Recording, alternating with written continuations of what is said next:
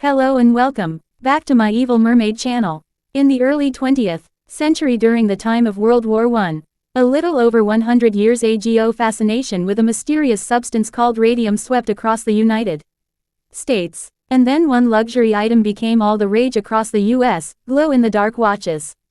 These flashy new fashion accessories were a huge hit from the moment they hit the market.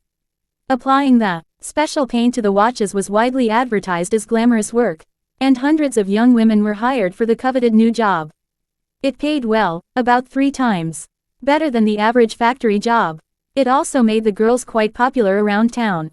They were listed as artists in the local phone book, and even earned the nickname Ghost Girls because by the end of their shift, they would glow in the dark themselves. It was just about the most luxurious job you could ever have. All that green glowing paint contained massive amounts of radium. The radioactive element was making the watches glow in the dark, but it was also slowly and silently poisoning the employees. Radium was a newly discovered element at the time, and not nearly enough was known about just how deadly the radiation could be. But we did know it could treat cancer, so people thought of it as a cure-all. At that time, radium found its way into various products, from toothpaste to cosmetics, makeup, night lights, and toys, even water also. One of the most popular ways to use radium was to paint it onto items and make them glow, like fancy watches. Applying the paint to tiny little dials on the watch required a delicate touch, nimble hands, and extra pointy brushes. The women were instructed to use their lips to get the bristles wet and pointy, meaning they were consuming trace amounts of toxic radioactive paint with every brushstroke. And it wasn't just tipping their brushes. Most of the women ate lunch at the workstation without washing their hands. And many would paint their nails, teeth, or face with the poisonous paint, without them knowing the radiation was penetrating their cells, slowly working its way deep into their bodies. And before long, some of the girls began to show signs that something was wrong, really wrong. It started with fatigue and toothaches. It didn't take long for these young women to experience the ugly consequences of their daily exposure, and before long, the sinister side effects of radium poisoning were becoming undeniable.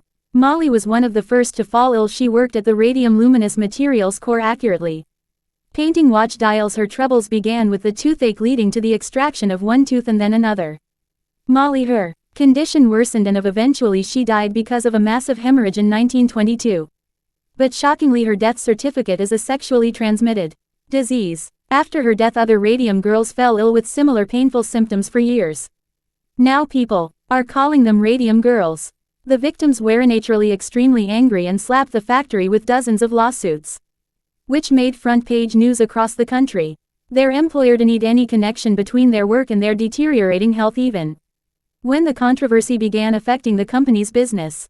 Finally, in 1927, attorney Raymond Berry stepped in to take up the Radium Girls case. Their lawsuit went all the way to the Supreme Court, where they ruled in favor of the Radium Girls, paving the way for much stronger laws that still protect people today from overly unsafe working conditions.